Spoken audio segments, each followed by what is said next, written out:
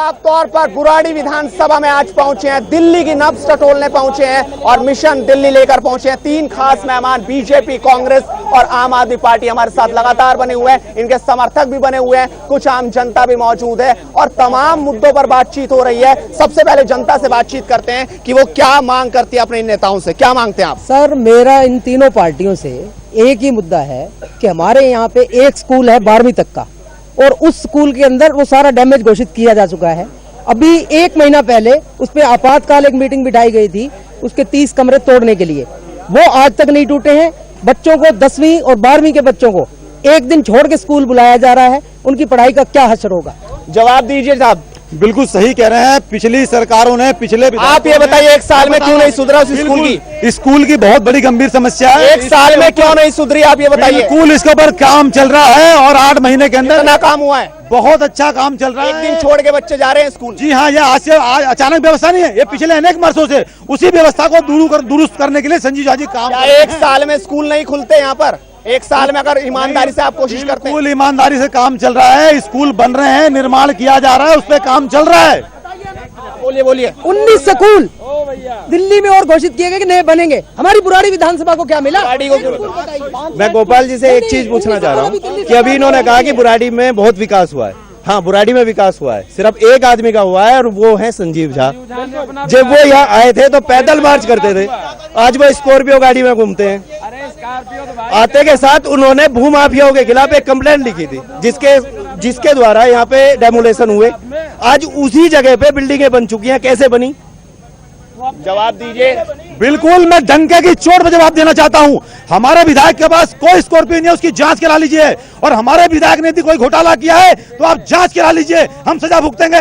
लेकिन स्कूलों का मुद्दा भी अहम है, ये भी सवाल उठ रहे हैं विधायक पर। लेकिन बीजेपी के विधायक यहाँ पर रहे हैं, वो आपकी भी जिम्मेदारी बनती थी कि आप पिछले 5 साल में विधायक करें, तो कहाँ कमी रह गई? देखिए, जनता यहाँ की सब देख रही है, मैं बार बार कह रहा हूँ आपको, कोई शोर मचाए, कोई बरगलाए, उससे मेरा कोई नाता नहीं है। मैं दूसरी, हमारे विधायक माननीय श्री कृष्ण त्यागी जी ने जितना काम किया, उतनी विपरीत परिस्थिति में भी उनको चोट लग गई, उनका पैर टूट गया, उसके बाद भी वो उन्होंने अच्छा संघर्ष दिया, उन्होंने काम किया।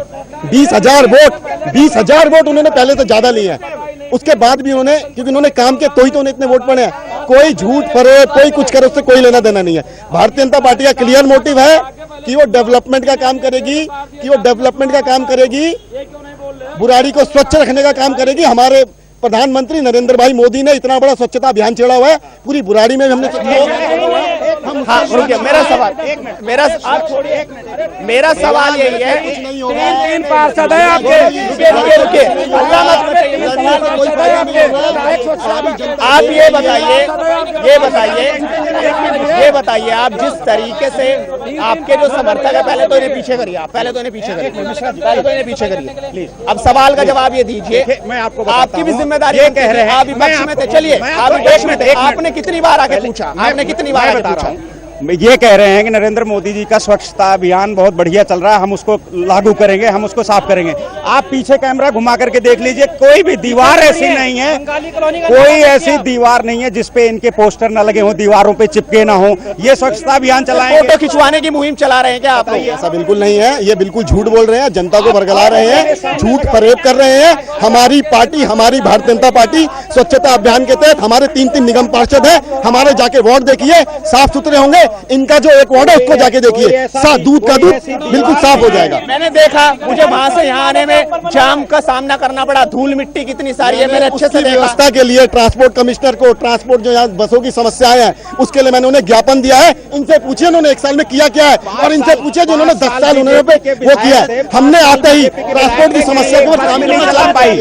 5 साल बीजेपी के विधायक थे, एक सिंगल ट्रांसपोर्ट परिवहन के बारे में कुछ भी नहीं किया कि एक नई बस भी चलाई हो। संजीव झा की बात करते हैं, संजीव झा जी, मैंने ऐसा सुना है कि डीटीसी में शायद मेंबर भी हैं, डीटीसी बोर्ड में, बावजूद इसके कहीं ऐसा ट्रांसपोर्टेशन की कोई व्यवस्था नहीं हुई। जो कल दिक्कत थी, क्यों 1 घंटा इंतजार करना पड़ रहा है? बुराड़ी विधानसभा में मेट्रो फीडर बस सेवा संजीव झा की बहुत बड़ी देन है और पहली बार हुआ है, और 28 महिलाओं के लिए स्पेशल 28 लगाई महिलाओं के लिए मेट्रो फीडर बस सेवा संजीव झा की देन है इस विधानसभा। आम जनता उनसे पूछते हैं, बताइए। भैया, मेरा नाम दिलीप सिंह है, मैं Indraprastha colony ABC block RWA का प्रधान हूँ।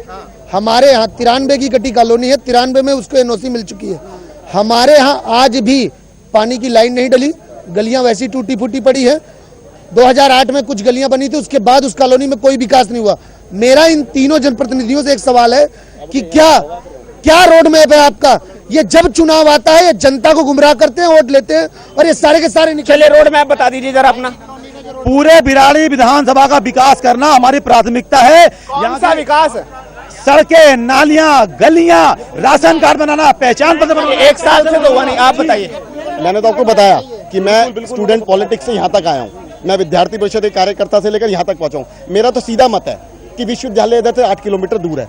आज तक हमारे लोगों की जो आजीविका है, अगर यहाँ हम अच्छी फैसिलिटी दे देते हैं लोग, तो हमारे लोग जो इधर रह रहे हैं, छोटे छोटे कमरों में रह रहे हैं, वहाँ पे हमें 12,000 रुपए कमरे के देने पड़ते हैं। यहाँ हमें वही कमरा 2,500-3 हजार रुपए का मिल सकता है, आजीविका मिल सकती है। इन्होंने कुछ नहीं सोचा, आज तक ट्रांसपोर्ट की फैसिलिटी नहीं दी, आज तक ये नहीं बोला कि बच्चे कॉलेज से बनाएंगे, इधर कोई अच्छे स्कूल बनाएंगे।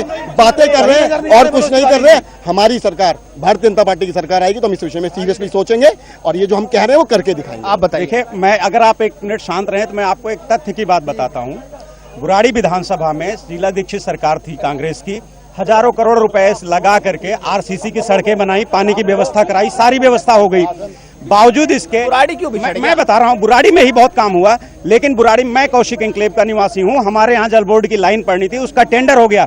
लेकिन आम आदमी पार्टी की सरकार आई, जिन्होंने कहा था कि हम बिजली वालों की जांच कराएंगे और बिजली के दाम आधे कर देंगे, वो इन्होंने किया नहीं। उल्टा जो अनधिकृत कॉलोनियों का फंड था उसमें से 363 करोड़ रुपए उठा करके इन्होंने बिजली कंपनियों को दे दी सब्सिडी के रूप में, जबकि कह रहे थे बिजली कंपनी। आप अब क्या करेंगे? हम संघर्ष कर रहे हैं इनके खिलाफ, आगे भी संघर्ष रोड मैप क्या है? रोड मैप हमारा ये है कि हमें एक बार दोबारा से मौका मिलेगा तो जिस तरह हमने पहले बताएंगे, विकास क्या करेंगे क्या? बुराड़ी विधानसभा में जितना विकास काम रुका पड़ा है वो दोबारा से स्टार्ट होगा। जो तेजी विकास कार्यों की थी उसको इन लोगों ने रोक दिया, वो आगे से नहीं हो रहा है। अब बड़े नेताओं का विकास हुआ है।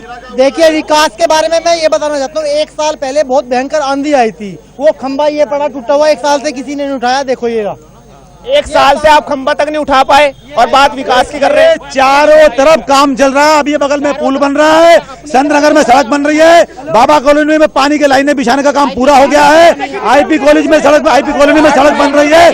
ये तो न जाने किस परिवेश में रह रहे हैं, इन्हें कुछ पता नहीं। भाई साहब, वो खंबे की बात कर रहे हैं आप, चारों तरफ विकास का काम नहीं दिख रहा है। यदि 8 महीने से अगर सामने टूटा पड़ा है। चलिए, आप भी स्वच्छ भारत अभियान की बहुत बातें करते हैं, आपकी भी जिम्मेदारी बनती है कि आप भी जाएं, आप विपक्ष में हैं, आपकी भी जिम्मेदारी बनती है कि आप जाएं और पूछें कि काम क्यों नहीं हुआ।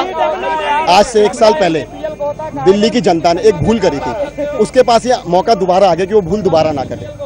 हमें मौका दीजिए, हम काम कर रहे हैं, काम करके दिखाएंगे। माननीय नरेंद्र भाई मोदी के नेतृत्व में भारतीय जनता पार्टी दिल्ली को एक बहुत अच्छा देश, सब कुछ बनाएगी।